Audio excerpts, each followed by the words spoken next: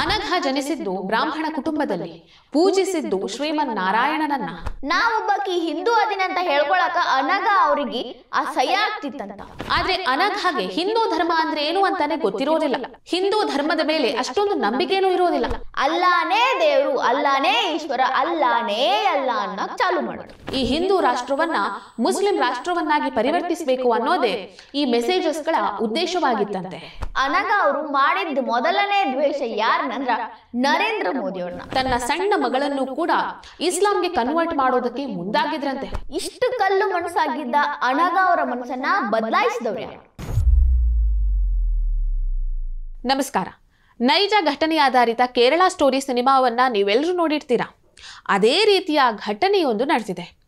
ಇಲ್ಲಿ ಒಬ್ಬರು ಮಹಿಳೆ ತನ್ನದೇ ಗೆಳೆಯರಿಂದ ಯಾವ ರೀತಿಯಾಗಿ ಬ್ರೈನ್ ವಾಶ್ಗೆ ಒಳಗಾಗಿ ಇನ್ನೇನು ಇಸ್ಲಾಂಗೆ ಮತಾಂತರ ಆಗಬೇಕು ಅನ್ನೋವಷ್ಟರಲ್ಲಿ ಮರಳಿ ಹಿಂದೂ ಧರ್ಮಕ್ಕೆ ವಾಪಸ್ ಬರ್ತಾರೆ. ಹಾಗಾದ್ರೆ ಈ ಮಹಿಳೆ ಯಾರು? ಈ ಘಟನೆ ನಡೆದಿರೋದಿಲ್ಲಿ. ಆಕೆ ಹೆಸರ ಡಾಕ್ಟರ್ ಅನಘ ಜಯಗೋಪಾಲ್. ಕೇರಳದ ತ್ರಿಶೂರ್ ಜಿಲ್ಲೆಯವರು ಇವರು. ಅವ್ರ ಕಥೆಯನ್ನ ಅವರ ಹೇಳ್ಕೊಂಡಾರ.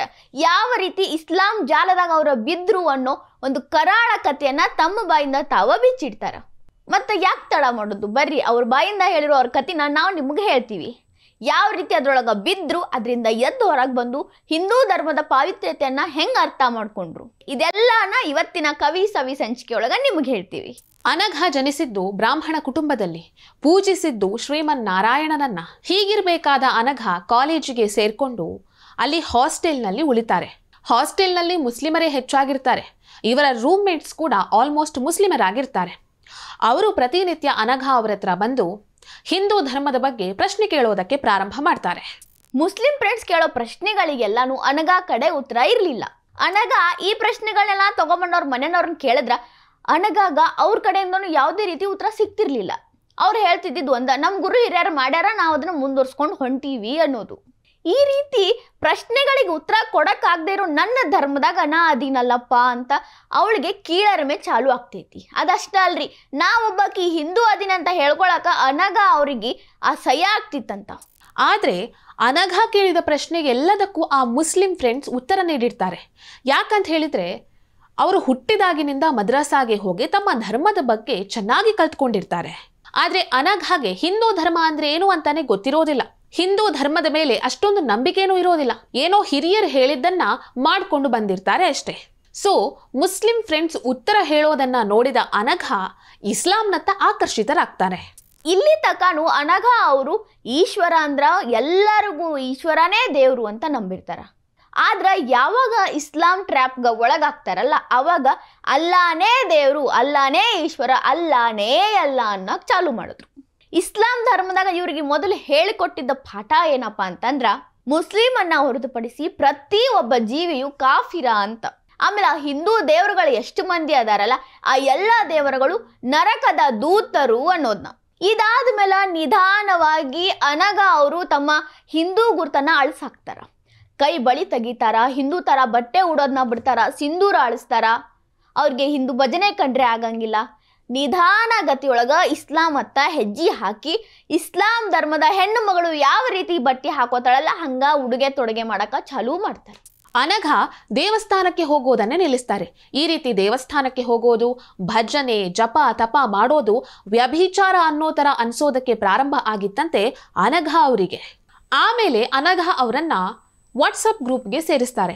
ಆ ಗ್ರೂಪ್ನಲ್ಲಿ ಸಾಕಷ್ಟು ಹಿಂದೂ ವಿರೋಧಿ ಮೆಸೇಜಸ್ಗಳೇ ಬರ್ತಾ ಇರುತ್ತಂತೆ. ಆ ಎಲ್ಲ ಮೆಸೇಜ್ಗಳ ಉದ್ದೇಶ ಏನಾಗಿತ್ತು ಅಂತಂದ್ರೆ, ಭಾರತ ಅನ್ನುವಂಥದ್ದು ಒಂದು ಹಿಂದೂ ರಾಷ್ಟ್ರ. ಈ ಹಿಂದೂ ರಾಷ್ಟ್ರದಲ್ಲಿ ನಾವು ಡಾಮಿನೇಟ್ ಮಾಡಬೇಕು, ಈ ಹಿಂದೂ ರಾಷ್ಟ್ರವನ್ನ ಮುಸ್ಲಿಂ ರಾಷ್ಟ್ರವನ್ನಾಗಿ ಪರಿವರ್ತಿಸಬೇಕು ಅನ್ನೋದೇ ಈ ಮೆಸೇಜಸ್ಗಳ ಉದ್ದೇಶವಾಗಿತ್ತಂತೆ. ಇದೆಲ್ಲದ್ರ ನಡಬರಕ್ ಸಿಕ್ಕಾಕೊಂಡಿದ್ದಂತ ಅನಘ ಅವರು ಮಾಡಿದ ಮೊದಲನೇ ದ್ವೇಷ ಯಾರನ್ನಂದ್ರ ನರೇಂದ್ರ ಮೋದಿ ಅವ್ರನ್ನ. ನರೇಂದ್ರ ಮೋದಿ ಯಾವುದೇ ರೀತಿ ರೂಲ್ಸು ಯೋಜನೆ ತಂದ್ರೂ ಅದು ಮುಸ್ಲಿಂ ವಿರೋಧಿ ಇರ್ತೈತಿ. ಮುಸ್ಲಿಮ್ರು ಈ ದೇಶದಾಗ ಉಳಿಬಾರ್ದು ಅನ್ನೋದು ನರೇಂದ್ರ ಮೋದಿ ಅವರ ಗುರಿ ಐತಿ. ಹಿಂಗಾಗಿ ಅವರ ಸಾವಿಗಾಗಿ ನಾನು ಪ್ರಾರ್ಥನೆ ಮಾಡಬೇಕು ಅಂತ ಪ್ರತಿದಿನ ನಮಾಜ್ ಮಾಡಿದಾಗ ದುವಾ ಕೇಳ್ತಿದ್ದು ನರೇಂದ್ರ ಮೋದಿ ಅವ್ರ ಸಾವಿಗಾಗಿ. ಈ ರೀತಿ ಒಬ್ಬರ ಸಾವನ್ನ ಬಯಸೋದು ಮತ್ತು ಅವರ ಭಾಷೆ ಇಸ್ಲಾಂ ಭಾಷಣಗಳನ್ನ ಕೇಳ್ಕೊಂಡ ಸಂಪೂರ್ಣವಾಗಿ ಇಸ್ಲಾಂ ಧರ್ಮದ ಕ್ರೂರತ್ವಕ್ಕೆ ಬಲಿಯಾಗ್ಬಿಟ್ಟಿದ್ರು ಅನಘ. ಅನಘ ಜಾಕಿರ್ ನಾಯಕ್ನಂತಹ ಇಸ್ಲಾಂ ಪ್ರೀಚರ್ಸ್ಗಳ ಭಾಷಣವನ್ನೇ ಕೇಳ್ತಾ ಇದ್ರಂತೆ. ತನ್ನ ಸಣ್ಣ ಮಗಳನ್ನು ಕೂಡ ಇಸ್ಲಾಂಗೆ ಕನ್ವರ್ಟ್ ಮಾಡೋದಕ್ಕೆ ಮುಂದಾಗಿದ್ರಂತೆ. ಆದರೆ ಏನೋ ಪುಣ್ಯ, ಆ ಮಗಳು ಇಸ್ಲಾಂಗೆ ಕನ್ವರ್ಟ್ ಆಗೋದಕ್ಕೆ ಒಪ್ಪಿಕೊಂಡಿರೋದಿಲ್ಲಂತೆ. ಇಸ್ಲಾಂಗೆ ಬೇರೆ ಧರ್ಮದವರನ್ನ ಕನ್ವರ್ಟ್ ಮಾಡಿ ಕರ್ಕೊಂಡು ಬಂದ್ರೆ ಇದೊಂದು ಪುಣ್ಯದ ಕೆಲಸ ಅಂತ ಹೇಳಿ ಅನಘ ಅವರ ಫ್ರೆಂಡ್ಸ್ ಹೇಳ್ತಿದ್ರಂತೆ. ಇಷ್ಟೆಲ್ಲರ ಮಧ್ಯ ಇಸ್ಲಾಂ ಧರ್ಮದ ಮೂಲಭೂತವಾದಿ ಆಗಾಕತ್ತಿದ್ದಂಥ ಅನಘ 2020ರಾಗ ಇಸ್ಲಾಂ ಕಾನೂನಿನ ಪ್ರಕಾರ ಕನ್ವರ್ಟ್ ಆಗಕ್ಕ ರೆಡಿ ಆಗ್ತಾರ. ಕನ್ವರ್ಟ್ ಆಗೇ ಬಿಡ್ತಾರ. ಕನ್ವರ್ಟ್ ಆಗಿರುವಂಥ ಅನಘ ಅವರ ಹೊಸ ಹೆಸರು, ಇಸ್ಲಾಮಿಕ್ ಹೆಸರು ಆಯ್ವಾ ಅಮೀರಾ. ಇನ್ನು ಮನೆಯವ್ರ ಮುಂದೆ ಬಂದ ಅನಘ, ನಾ ಕನ್ವರ್ಟ್ ಆಗೀನಿ, ನಾ ಇವತ್ತಿಂದ ಮುಸ್ಲಿಂ ಹೆಣ್ಣು ಮಗಳು, ನಾನು ಮುಸ್ಲಿಂ ಸಂಪ್ರದಾಯವನ್ನ ಪಾಲಿಸ್ತೀನಿ ಅಂತ ತಂದೆ ತಾಯಿ ಮುಂದೆ ಹೇಳ್ತಾರೆ. ಮುಂದ ತಂದೆ ತಾಯಿ ಕತಿ ಕೇಳಬೇಡ್ರಿ. ತಮ್ಮ ಮಗಳು ಇಸ್ಲಾಂಗೆ ಕನ್ವರ್ಟ್ ಆಗಿರೋದನ್ನ ನೋಡಿದಂತಹ ತಂದೆ ತಾಯಿ ದಿಗ್ಭ್ರಾಂತರಾಗಿ ಹೋದ್ರು. ಮನೆಯಲ್ಲಿ ಅಳುವಿನ ಶಬ್ದ ಬಿಟ್ಟು ಬೇರೇನು ಕೇಳಿಸ್ತಾ ಇರಲಿಲ್ಲ. ತಂದೆ ತಾಯಿ ಅಂತೂ ಅನಘ ಅವರ ಕಾಲಿಗೆ ಬಿದ್ದು ಹೀಗೆಲ್ಲ ಮಾಡಬೇಡಮ್ಮ ಅಂತ ಬೇಡಿಕೊಂಡಿದ್ರಂತೆ. ಅನಘ ಹಿಂಗೆಲ್ಲ ನಡ್ಕೊಂತಿದ್ದಾಗ ಅನಘ ಅವರ ತಾಯಿ ಹೇಳ್ತಾರ, ನೀ ಹಿಂಗೆಲ್ಲ ಮಾಡಬೇಡ, ನೀ ಎಲ್ಲರೇ ಹೋದ್ರ ನಾನು, ನಿಮ್ಮ ಅಪ್ಪ, ನಿಮ್ಮ ತಂಗಿಗಳು 4 ಮಂದಿ ವಿಷ ಕುಡ್ದ ಸಾಯ್ತೀವಿ ಅಂತಾರ.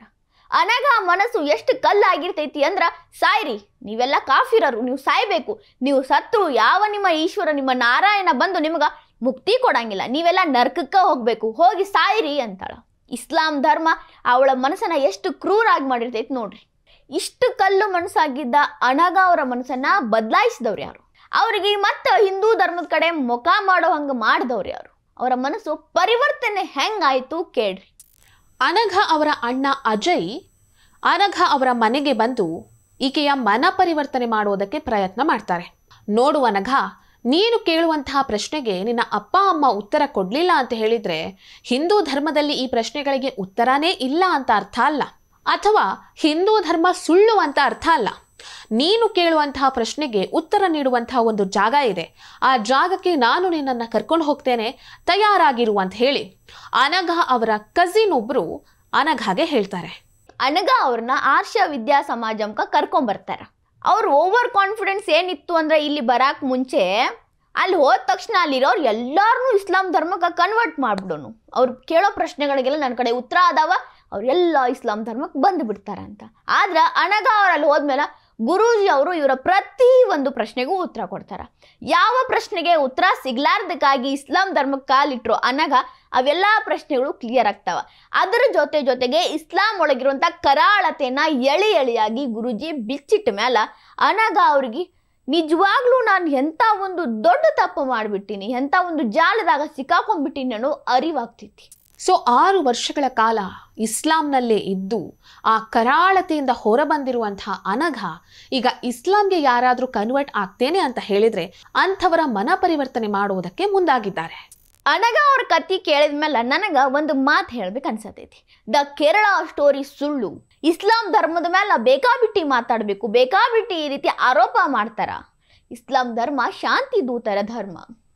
ನಾ ಹೇಳಕತ್ತಿರೋದು ಎಲ್ಲರೂ ಒಂದೇ ಥರ ಇರ್ತಾರಂತಲ್ಲ, ಕೆಲವು ಮುಸ್ಲಿಂ ಮತಾಂಧರು ಈ ರೀತಿಯ ಕೃತ್ಯಗಳನ್ನ ಮಾಡ್ತಾರ. ಆ ಒಂದು ಕೇರಳ ಸ್ಟೋರಿ ಒಳಗೆ ಯಾವ ಹುಡುಗಿ ಬಲಿಯಾಗಿದ್ಲಲ್ಲ, ಸೇಮ್ ಸ್ಟೋರಿ ಇಲ್ಲಿ ಅನಘ ಜೊತೆ ಆಗಿತ್ತು. ಅನಘ ಇನ್ನೊಂದೆರಡು ಹೆಜ್ಜೆ ಮುಂದಿಟ್ಟಿದ್ರ ಸೇಮ್ ಯಾವ ಸಿರಿಯಾದಾಗಿರ್ತಿದ್ಲೋ, ಅದು ಯಾವ ದೇಶದಾಗ ಬಿದ್ದು ಸತ್ತಿರ್ತಿದ್ಲು. ಆದ್ರೆ ತನ್ನ ಮೂಲ ಧರ್ಮದ ಪಾವಿತ್ರ್ಯತೆಯನ್ನ ತಿಳ್ಕೊಂಡು ವಾಪಸ್ ಬಂದಿದ್ದಕ್ಕಾಗಿ ಉಳ್ದಾರ. ಅದು ಎಷ್ಟು ಮಂದಿ ಈ ಮುಸ್ಲಿಂ ಮತಾಂಧರ ಕೃತ್ಯಕ್ಕೆ ಬಲಿಯಾಗ್ಯಾರೋ, ಅದು ಎಷ್ಟು ಹೆಣ್ಣು ಮಕ್ಕಳು ಅಳಾಕತ್ತಾರೋ. ಅನಘ ರೀತಿ ತಮ್ಮನ್ನ ತಾವು ತಿದ್ದುಕೊಂಡು ಅವ್ರನ್ನ ಸ್ಫೂರ್ತಿಯಾಗಿ ತಗೊಂಡು ಹೊರಗೆ ಬಂದ್ರೆ ಅವರ ಜೀವನ ಬಹಳ ಚಂದ ಐತಿ. ಇಲ್ಲ ಅಂದ್ರೆ ಅವರು ಕೇರಳ ಸ್ಟೋರಿಯ ಒಂದು ಹೆಣ್ಣು ಮಗಳಾಗಿ ಬಲಿಯಾಗಿ ಹೋಗ್ತಾರ. ಈ ವಿಡಿಯೋ ನಿಮಗೆ ಇಷ್ಟ ಆಗಿದ್ದಲ್ಲಿ ಲೈಕ್ ಮಾಡಿ, ಶೇರ್ ಮಾಡಿ, ಕಮೆಂಟ್ ಮಾಡಿ. ಇನ್ನೂ ಹೆಚ್ಚಿನ ಮಾಹಿತಿಗಾಗಿ ಹೊಸ ದಿಗಂತ ಡಿಜಿಟಲ್ ಚಾನೆಲ್ಗೆ ಸಬ್ಸ್ಕ್ರೈಬ್ ಆಗ್ರಿ.